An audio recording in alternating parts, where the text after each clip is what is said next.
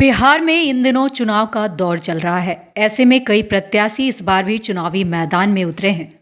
इस बार चुनाव में मुखिया पद, जिला परिषद सरपंच पद के लिए विभिन्न प्रत्याशी जनता के बीच वोट मांग रहे हैं, जिसको लेकर मधेपुरा जिले के नगर पंचायत उदा किशुनगंज की मुखिया पद की उम्मीदवार अनीता देवी एक बार फिर से इस चुनाव मैदान में उतरी हैं। आपको बता दें कि अनीता देवी पूर्व में भी 2011 से 2016 तक मुखिया रहीं और जनता के बीच जाकर उनकी हर समस्याओं को पूरा किया। इस बीच सरकार की जो भी योजनाएं थी उसको अपने जनता के बीच लाने और कार्य को पूरा करने का काम किया। बता दें कि कुछ राजनीतिक परेशानियों के कारण 2016 से महज कुछ वोटों से पीछे रह गई, जिसके बाद 2021 में फिर से वे मुखिया पद उम्मीदवार के लिए चुनावी मैदान में आई हैं। मुखिया प्रत्याशी अनीता देवी के पति मनखुशी झा का कहना है कि पिछली बार कुछ वोटों से हम पीछे रह गए थे, लेकिन इस बार हम फिर से चुनावी मैदान में हैं। उन्होंने ये भी कहा है, हमारे कार्यकाल के बाद जो काम और योजनाएं जनता के बीच पहले 5 सालों में नहीं हुआ, उसे हम फिर से अपने कार्यकाल में पूरा करने का काम करेंगे। उन्होंने ये भी कहा है कि जनता का अपार समर्थन और आशीर्वाद हमें मिल रहा है और इस बार हम जीतकर अनीता देवी को मधेपुरा जिले के नगर पंचायत उदा किशुनगंज प्रखंड की भावी कार्यशील महिला मुखिया बनाने का काम करेंगे और अपने गांव में विकास का कार्य करेंगे।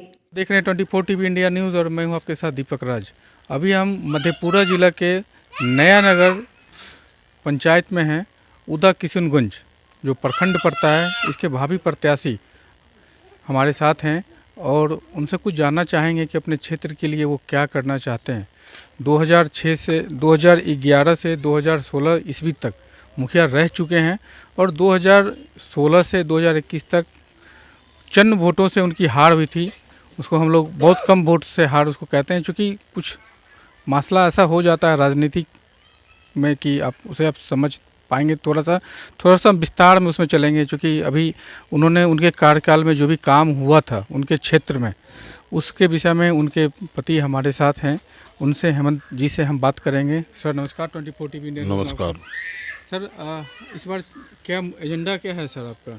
एजेंडा यही है कि नया नगर पंचायत में जो विकास का काम अधूरा पड़ा हुआ है उसको संपूर्ण रूप से हम लोग पूरा करेंगे।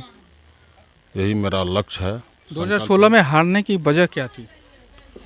2016 में हारने की वजह यही है कि विकास का काम हुआ लेकिन जनता तक उसको जो है समझाने का, बुझाने का प्रयास कम हुआ।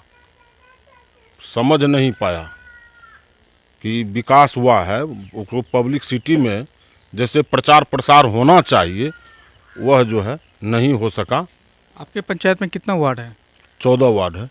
14 वार्ड में आप जो जिसमें पहले आप मुखिया थे 2011 से 2016 की ईस्वी तक, उसमें आपने अपने वार्ड में क्या क्या काम अच्छा किया था जो फिर इस बार आपको जनता वोट दे के आपको जिताएगी? हम जो है 8 number, 7 number, 12 number, 9 number, 10 number, इस सब में जो है बीपीएल परिवार की मिट्टी भराई का काम हुआ। हाँ, उसके बाद राशन कार्ड का काम हुआ, इंदिरा आवास का काम हुआ, वृद्धा पेंशन, विकलांग पेंशन, विधवा पेंशन, हर तरह का ये विकास का काम हुआ। सड़क के साइड जो है वृक्षारोपण का कार्यक्रम हुआ।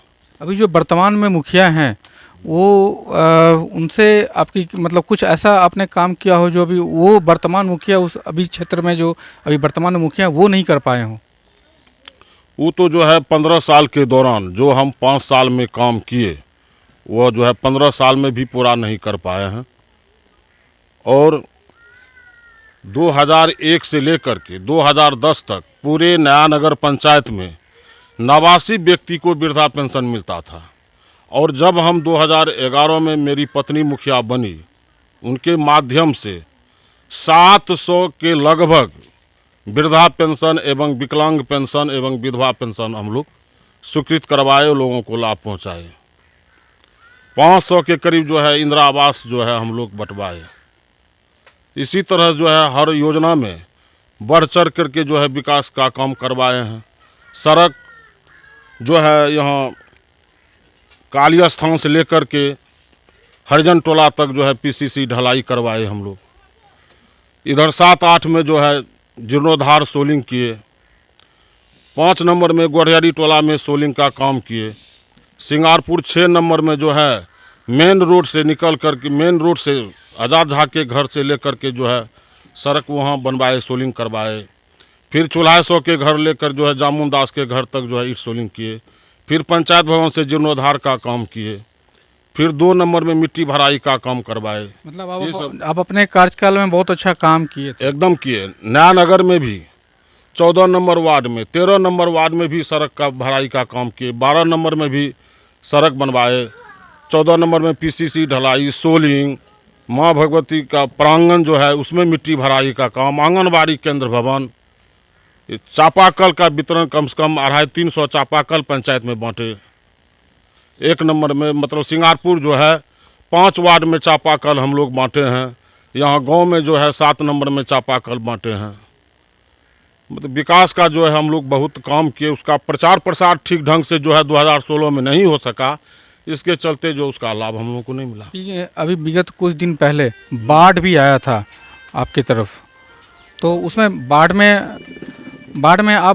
में क्षेत्र में आप क्या क्या किए थे? उन जो लोग बाढ़ से ग्रसित थे, बाढ़ से जो ग्रसित थे उस समय हम जो है जेल से निकल चुके थे 2008 में। तो वहाँ हम देखे क्या हमारे गांव का जो है कुछ लोगों को जो है वहाँ सिंगारपुर जो है बाढ़ में कुछ उनका दलाल सब था, बाका करके ले जाता था। उसमें एक महिला का ऑपरेशन भी हो गया था, बच्चा भी बर्बाद हो गया था। हम लोगों को इससे बहुत तकलीफ हुई। हम लोग जो वर्तमान उस समय में जो सरपंच और समिति था उसको बुलाए और कहे कि भाई नपतोल में क्यों नहीं बटेगा? सिंगारपुर में जब मिल रहा है बाढ़ राहत और नया नगर में भी मिल रहा है तो नपतोल में क्यों नहीं मिलेगा, जबकि यहाँ भी सरकारी भवन है, स्कूल है, फला चिल्ला है। तब हम लोग प्रयास करके तब वहाँ से जो है आया और स्कूल में, मिडिल स्कूल में कैंप लगा और यहीं जो रुपया वितरण हुआ। ये हमारे साथ मनखुशी झा जी थे। अब हम कुछ चलेंगे, अपने क्षेत्र में भी चलेंगे, कुछ जनता से भी हम जानेंगे कि इन्होंने अपने कार्यकाल में कितना अच्छा काम किया है इन्होंने। आप देखते रहिए 24 टीवी इंडिया न्यूज़। मैं आपके साथ दीपक राज।